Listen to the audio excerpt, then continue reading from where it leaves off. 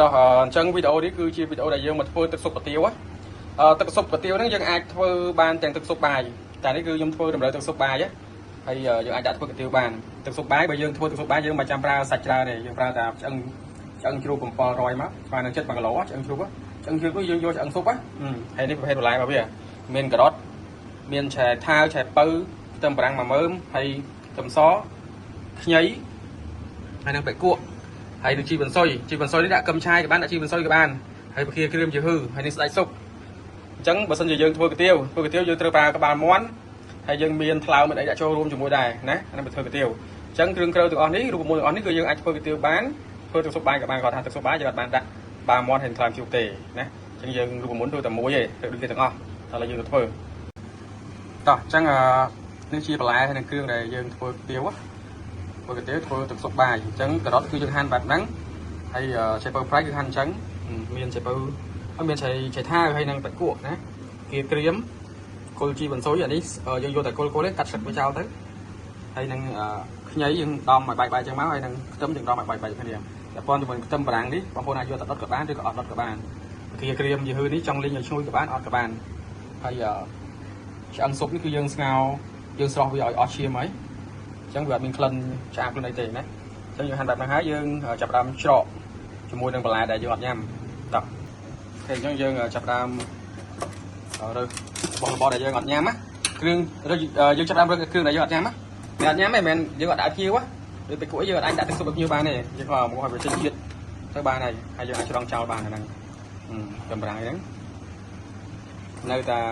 ឆៃថាវហើយនឹងការ៉ុតដែលយើងដុសដាក់ឲ្យភ្ញៀវក្នុងចានទឹកស៊ុបផ្សេងហ្នឹងគឺយើងអត់ដុសទេដួសដែរទេហើយនឹងឆ្អឹងស៊ុបក៏យើងដួសឲ្យភ្ញៀវដែរអញ្ចឹងយើងដាក់ចូលទេការបាត់ទៅអាឆៃពៅប្រៃនេះក៏គេដាក់ទឹកស៊ុបឲ្យភ្ញៀវដែរណាអញ្ចឹងបើយើងចង់ដាក់ចូលក៏បានឬក៏អត់ក៏បានដែរតែដាក់ទៅយើងដាក់ចូលទៅមិនដាក់យើងទុកដាក់តែការ៉ុតឲ្យភ្ញៀវទៅបើគេក្រៀមយឺហឺដាក់ចូលអស់មកណាជីវ៉ាន់សុយនេះដាក់ភ្ញៀវដែររបស់នេះក៏យើងដាក់ឲ្យភ្ញៀវទេបើយើងដាក់ក្នុងទឹកស៊ុបឲ្យវាឈ្ងុយចូលអស់មកយកអស់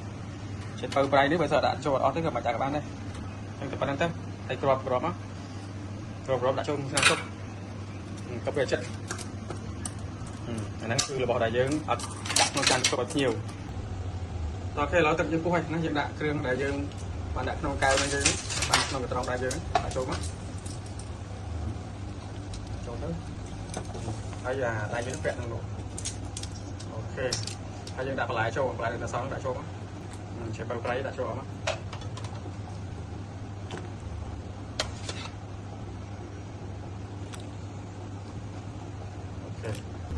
អូខេចានេះគ្រឿងដែលយើងផ្សំហើយមានទឹកត្រីមានប្រេងខ្យងមាន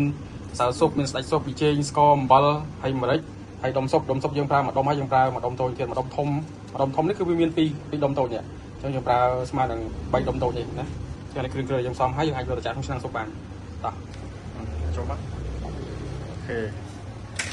ហើយយើងយកឆ្អឹងស៊ុបយកមកដាក់ទៀតអញ្ចឹងអាហ្នឹងដាក់បន្លែដាក់ឆ្អឹងស៊ុបដាក់គ្រឿងអីជាមួយគ្នាតាណាគ្នាហ្មងណាអត់ចាំបាច់ចាំមុនក្រោយទេដាក់ចូលតាណាគ្នាហ្មងទៅអញ្ចឹងយើងដាក់ឆ្អឹងស៊ុបចូលមកណាហើយយើងមកងាស់វាទុកចោល1ម៉ោងកន្លះម៉ោងទៅ1ម៉ោងណាបើស្អីយើងប្រញាប់យើងអាចកន្លះម៉ោងយើងប្រើបានតែបើស្អីយើងទុកឲ្យវាល្អគឺ1ម៉ោងណាហើយមកងាស់វាគឺយើងប្រើភ្លើងតិចកុំប្រើភ្លើងខ្លាំងដូចយើងដាំដំបូងហើយយើងកុំក្របណាយើងរួចរាល់ហើយអញ្ចឹងរងចាំតែ1ម៉ោងឬក៏កន្លះម៉ោងយើងអាចប្រើបានហើយអញ្ចឹងមានតែប៉ុណ្្នឹងឯង